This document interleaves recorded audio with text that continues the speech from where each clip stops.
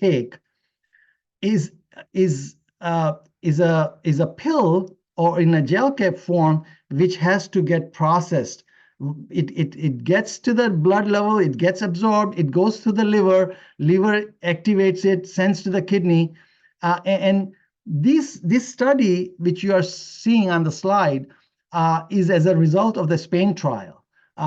Bunch of doctors at the hospital in Spain. I have included the study in my description for folks who wants to read in the details. Please do so, because I've heard from people that there's a lot of misinformation.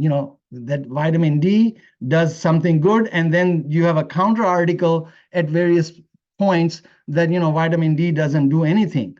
And this COVID trial, which they did in Spain, it proves that exactly the benefit of vitamin D. But the point is that in this case, they didn't use the supplement which we consume, because the moment, the time frame it takes to become the active form is somewhere between 5 to 7 days once it becomes the hormone. So of course, if somebody has a COVID and they were hospitalized, these are hospitalized patients, they are running out of clock. Actually, they don't have time for that leisure, that 5 days to be given vitamin D as a supplement which we take, and then wait for 5 days to get it activated. So they have given 𝗪𝗪𝗪𝗪. 𝗪𝗪𝗪𝗪 bypasses the liver and it goes straight to work. And this is available via doctors through prescription. So I just wanted to clarify here that what is the 𝗪𝗪𝗪𝗪. 𝗪𝗪𝗪𝗪 is a active form of vitamin D which bypasses the liver and doesn't have to go through the liver to work for the benefit. So here, the red bar, you see that COVID-19 deaths, in this first category, no vitamin D treatment was given for 458 people, and vitamin D treatment was given to 79 people in the group. And if you look at it, that in this first case, the 20% COVID deaths happen and 80% were survival from the COVID-19.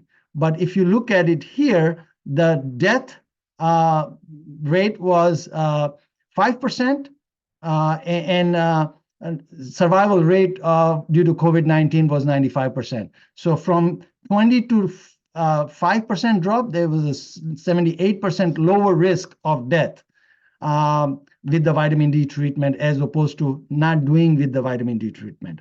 Now, remember that this was 𝗪𝗪𝗃𝗃𝗃. Now, I want to highlight something here, that there was a Brazil study done. In Brazil study, which I have included in the description, I would strongly recommend to read it.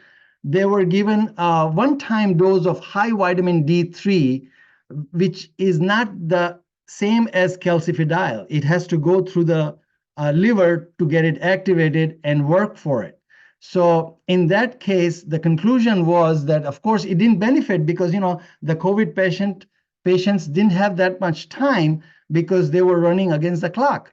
So a conclusion was drawn that it didn't do anything for the COVID patients, because vitamin D is not going to protect you from COVID-19 severity or death.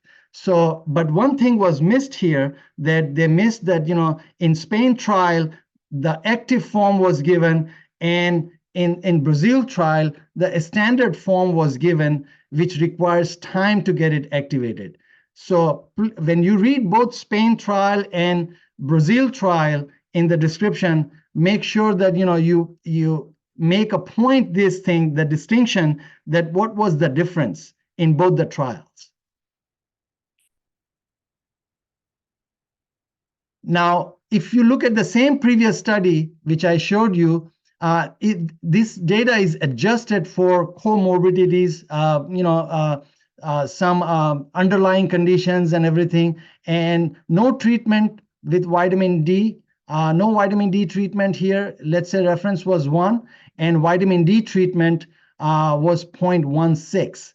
So risk of death from COVID-19 was that much lowered. So basically, we are saying that 84% lower risk of death for those receiving vitamin D treatment versus people who didn't receive vitamin D treatment at all.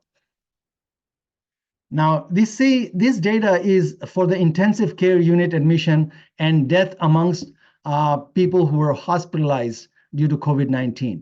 Now, this standard treatment only, and this one is standard treatment with vitamin D 25-hydroxy.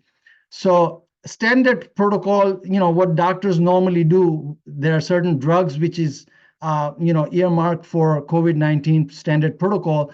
In this first case, that standard treatment protocol was used only without any vitamin D. But here, the standard protocol was used along with the vitamin D. So keep in mind. And then green is no ICU admission. Blue is ICU admission and discharge. And red was ICU admission and a percentage of people died. So if you look at here, that 50% no ICU admission, 42% ICU admission and discharge, but 8% population died since there were no treatment with the vitamin D. Only standard protocol was followed here. But if you look at here, that along with the standard protocol, vitamin D was used, and there were no ICU admission and no death. There's no red here. So 98% actually no ICU admission in this category, and only 2% were ICU admitted and they were discharged as a normal, but no death rate was reported here. Now, this chart shows correlation of COVID-19 death rate versus vitamin D level. So if you look at this death rate percentages, and here average age of the group, these are patients from 20 various groups. And if you look at this thing, age is 0 to 100.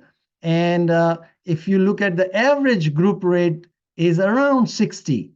Now, if you look at here, that 100% death rate was noted at somewhere between 17.5 or below, below 18, basically, nanograms per milliliter of vitamin D level in your blood serum. And it started hovering down, and biggest drop occurs somewhere between 27.5 and 31 and little change. This is the biggest drop here. But if you look at furthermore, around 33.75, close to 34, 0 deaths, basically. The percentage of people died in these 20 groups were not at all. So basically, if you look at that, higher the vitamin D level, lower the severity and lower the deaths. This is another chart. It shows that correlation between vitamin D level and mortality due to COVID-19. This is combined 8 studies. This is a mega study. And if you look at this green line, which is adjusted from the data, and it says that, vitamin D level, the slope of the line is negative. It means that higher the vitamin D level, the lower the mortality is. Now, to be exact, that, if you look at 50 and above, there were no deaths at all. So basically, this is the no-brainer for me, that, to keep one's immunity intact. I'm not advocating anyone for or against vaccine. Please remember that. I took personally my first dose of vaccine in March of 2020, Johnson & Johnson, and then I was scheduled for my booster, and a couple of days earlier than the booster, I was COVID positive. Completely asymptomatic. I was exposed to someone. He was positive, so I went for testing. I was positive, and I called the doctor. Doctor told me that, stay put. And after a few weeks, I went for antigen test, me and my wife both, and we were, showing the antibodies of 1,000% more in our blood serum. So my doctor told me that, Mr. Shah, you are naturally inoculated, so you don't need a booster. So I just stayed put from that point, and I'm focusing more. This is a journey. Remember that, I've been saying in all my vlogs that this is a experiential thing which I have experienced over time. I'm focusing more on D and minerals and vitamins through my food intake, and of course I do my testing on a regular basis. So I make sure that, I'm at optimum. So I rely more on my innate immunity. Innate immunity is something that, your natural immunity, and rather than adaptive immunity. Adaptive immunity is, received through vaccines for short duration for particular, virus targeting or pathogen targeting. Again, I'm saying that I don't advocate anybody to take or not to take. That's their individual's choice. And that's between them and their doctor for the best of their health. Because, we are all at different levels. Remember that. Some people are having an underlying condition, and for whatever reason, they have to make their best choice between themselves and their doctor, whatever the best is for them and for their family members. And that's why I always believed in that, become a health partner with your doctor. It's a tag team. So, your doctor should look after your health, but at the end of the day, you are on your health in charge, because, doctor has number of patients to look after, but you are the only single person, and you are the whole world to your family, and your family is the whole world to you. So this is like taking an ownership of your own health.